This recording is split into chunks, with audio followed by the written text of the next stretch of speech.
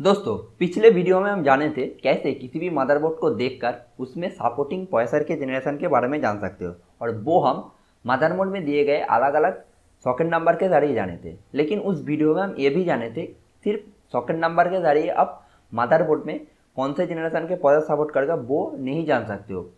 उसके लिए आपको चिपसेट का ज्ञान होना ज़रूरी है। और आज इस वीडियो में हम उसी चिपसेट के बारे में जानने वाले हैं और जानेंगे चिपसेट क्या है, चिपसेट का काम क्या है, चिपसेट के ज़रिए आप कैसे किसी भी मदरबोर्ड में सपोर्टिंग जनरेशन के बारे में जान सकते हो। सिर्फ प्रोसेसर ही नहीं, उसके अलावा हम चिपसेट के ज़रिए ओवरऑल सिस्टम में आपको क्या क्या मिलेगी, मतलब यूएसबी का वर्जन क्या रहेगा, रैम का स्पीड क्या रहेगा, मदरबोर्ड में कौन से प्रोसेसर को इंसर्ट कर सकते हो, पीसी एक्सपेक्स का वर्जन क्या रहेगा, वगैरह वगैरह चीज़ को हम चिपसेट के ज़रिए जानने वाले हैं। तो इस वीडियो में हम चिपसेट के बारे में A to Z कवर करने वाले हैं। तो आप आखिर तक इस वीडियो को देखते रहिए, आप भी जान जाओगे इन ढेर सारे क्वेश्चन का एग्जैक्टली जवाब। तो चलिए बिना किसी देर के इस वीडियो को स्टार्ट करते हैं। और हाँ, आप अगर इस वीडियो पर पहली बार आए हो, मैं बता देना चाहूँगा मेरा नाम मोभिक और इस चैनल पर हम ऐसी computer hardware related practical video को फ्री में अपलोड करते रहते हैं।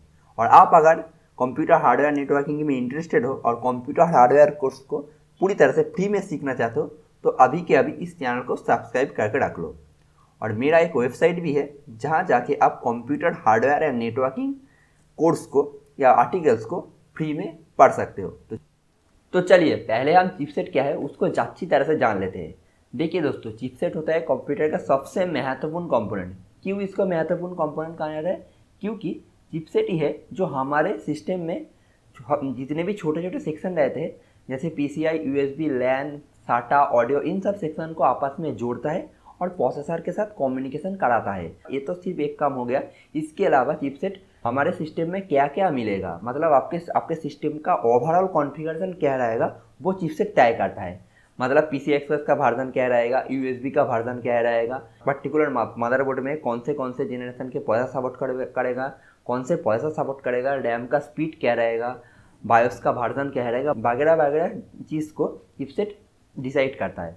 तो इसलिए कंप्यूटर का सबसे महत्वपूर्ण कंपोनेंट में से एक चिपसेट है।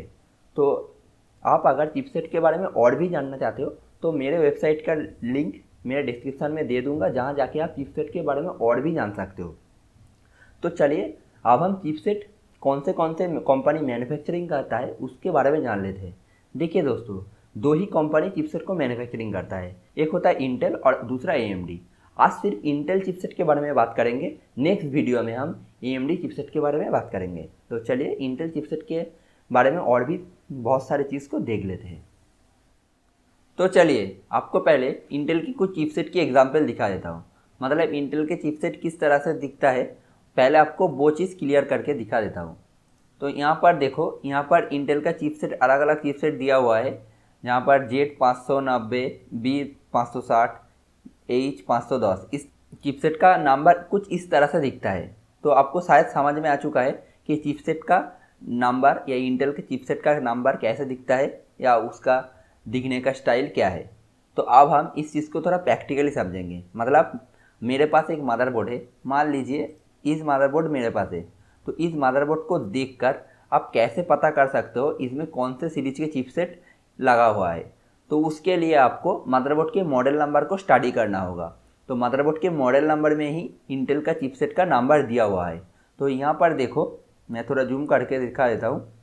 यहाँ पर देखो, यहाँ पर X670E लिखा हुआ आ रहा है। असल में यही होता है इंटेल चिपसेट का नंबर। मैं और एक मदरबोर्ड के एग्जांपल दिखा देता हूँ। यहाँ पर भी देख लो, यहाँ पर मदरबोर्ड के मॉडल नंबर यह है आसूस H61M/K। तो यहाँ पर H61M ये होता है इन चिपसेट का नंबर। और यहाँ पर देख लीजिए, यहाँ पर आसूस प्राइम B250। शायद आपको समझ में आ चुका है कि इंटेल का चिपसेट का नंबर कहाँ दिया हुआ आता है और मदरबोर्ड पर आप कहाँ देखोगे इंटेल चिपसेट का नंबर। तो यहाँ पर एक देखो, एक चीज़ आपको कॉमन नज़र आएगा कि इंटेल का चिपसेट हर एक बार B या अल्फ़ाबेट से शुरू हो रहा है। इस वाले चिपसेट में B250, इस पहला डिजिट B है। उस यहाँ पर आ जाओ, यहाँ पर देखो, यहाँ पर H से शुरू हो रहा है चिपसेट का नंबर। और यहाँ पर भी आ जाओ, यहाँ पर देखो 1 से शुरू हो रहा है। आखिर इस अल्फ़ाबेट का मीनिंग क्या है, अब हम उसको समझेंगे। पहले आपको BZAX इस वाली नंबर को समझाएंगे, उसके बाद ही हम नेक्स्ट स्टेप पर आएंगे। तो चलिए इस अल्फ़ाबेट का मीनिंग हम समझ लेते हैं। देखिए दोस्तों, इंटेल बेसिकली इस 5 तरह के अल्फ़ाबेट का इस्तेमाल चिपसेट के आगे करते हैं। जैसे यहाँ पर देखो ZHBQX, इस 5 तरह के अल्फ़ाबेट का इस्तेमाल चिपसेट के आगे इंटेल करते हैं। तो इस पहले हम इंटेल क्यों ऐसा अल्फ़ाबेट का इस्तेमाल करते हैं, पहले आपको वो चीज़ क्लियर करके देता हूँ। देखिए दोस्तों, इंटेल इस अल्फ़ाबेट का इस्तेमाल करने की एक ही मकसद है, वो है मार्केट सेगमेंट को अलग किया जाए। मार्केट सेगमेंट मतलब मान लीजिए आप एक नॉर्मल यूज़र है, उसके लिए आप अलग चिपसेट इंटेल ने डिज़ाइन करेगा। आप अगर इंटरमीडिएट कस्टमर है तो उसके लिए अलग अल्फ़ाबेट का इस्तेमाल करेगा। आप अगर एक प्रीमियम कस्टमर हो तो आपके लिए अलग अल्फ़ाबेट का इस्तेमाल करेगा। तो कौन सा अल्फ़ाबेट किन यूज़र के लिए एलोकेट की गई है, अब हम उसको समझेंगे। तो चलिए मैं आपके सामने एक चार्ट पेस्ट करता हूँ। तो यहाँ पर देख लीजिए, यहाँ पर इंटेल चिपसेट का हर एक नंबर का मीनिंग दिया हुआ है। आप चाहे तो इसका स्क्रीनशॉट भी रख सकते हो। तो यहाँ पर देखो, H सीरीज़ का मीनिंग ये बता रहा है, ये बजट यूज़र के लिए, मतलब ये नॉर्मल यूज़र्स कस्टमर के लिए इस अल्फ़ाबेट का इस्तेमाल करते हैं। उसके बाद आता है B सीरीज, ये इंटरमीडिएट या एवरेज कस्टमर के लिए डिज़ाइन की गई है। तो नेक्स्ट पर आओ, यहाँ पर Z सीरीज का एक प्रीमियम कस्टमर के लिए डिज़ाइन की गई है। मतलब आप अगर एक प्रीमियम कस्टमर हो, आप वीडियो एडिटिंग करना चाहते हो, गेमिंग खेलना चाहते हो, तो ये नंबर उस कस्टमर के लिए टारगेटेड है। तो शायद आपको इस 3 अल्फ़ाबेट का मीनिंग समझ में आ चुका है। अब हम और 2 अल्फ़ाबेट का मीनिंग समझेंगे। यहाँ पर आ जाओ, यहाँ पर Q सीरीज का मीनिंग दिया हुआ है। Q सीरीज से जैसे आप पढ़ के यहाँ पर देख सकते हो, ये एंटरप्राइज बोर्ड के लिए डिज़ाइन की गई है। ये नॉर्मल कस्टमर या कंज्यूमर व गेमिंग के लिए नहीं किया गया है, ये बिजनेस पर्पस के लिए इस अल्फ़ाबेट का इस्तेमाल करते हैं। और आखिर में आता है X सीरीज। तो X अल्फ़ाबेट का इस्तेमाल इंटेल इसलिए करते हैं, वो वीडियो एडिटिंग और वीडियो रेंडरिंग करने वाली यूज़र्स के लिए। तो शायद आपको प्रॉपरली अलग अलग अल्फ़ाबेट का मीनिंग समझ में आ चुका है। अब हम नेक्स्ट स्टेप पर जाएंगे। तो चलिए अब हम नेक्स्ट स्टेप पर आगे बढ़ते हैं।